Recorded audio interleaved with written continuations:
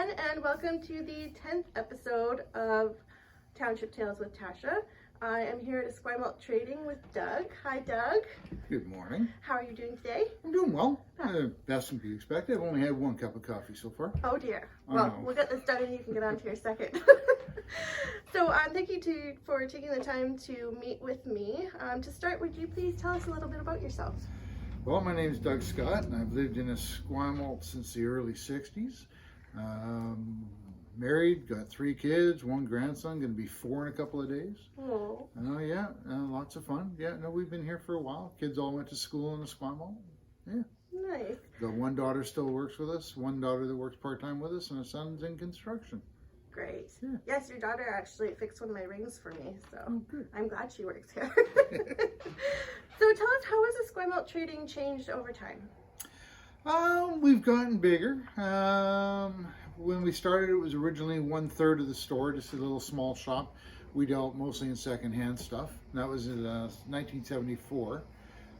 We used to go to the swap and shop out at Esquimalt all the time, and when they closed, we had a garage and a trailer and a shed full of stuff, and it's like, what are you going to do with all that? Oh, goodness. So this one particular side of the store was empty, so we rented it on a month to month, and it took off.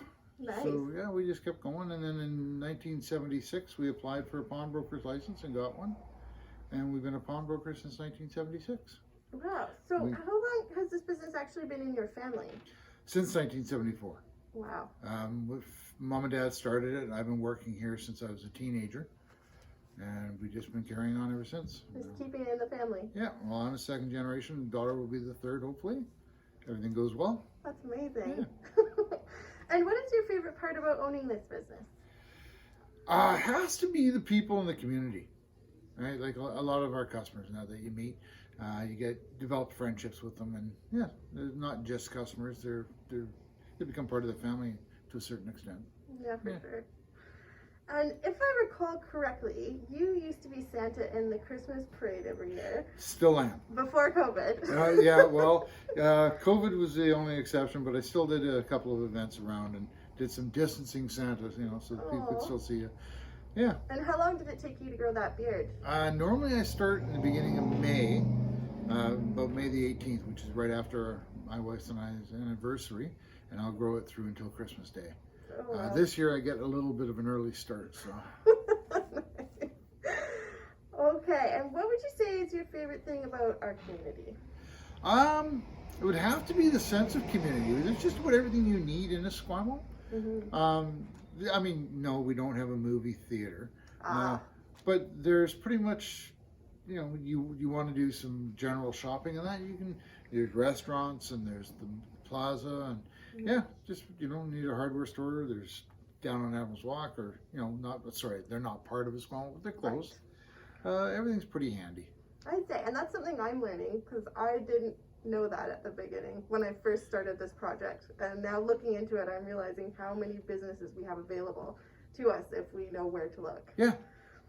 So is there anything that you would like to say to our viewers? Well, other than the fact with COVID being around, and hopefully everybody's staying safe, and, yes, it's uncomfortable spending extra time inside and having a mask on and staying away from the social end of it.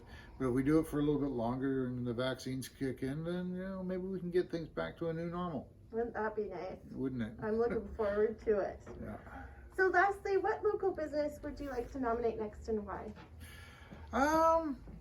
I'd probably, well, there's lots of businesses in Esquimalt, but I will suggest Marty's Mountain Cycle.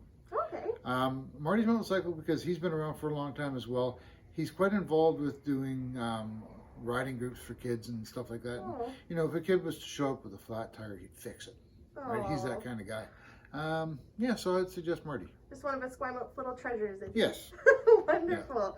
Yeah. Okay, well, I will look forward to meeting Marty. And thank you so much, Doug. I really appreciate it. You're welcome. Thanks, Esquimalt. Stay happy. Bye.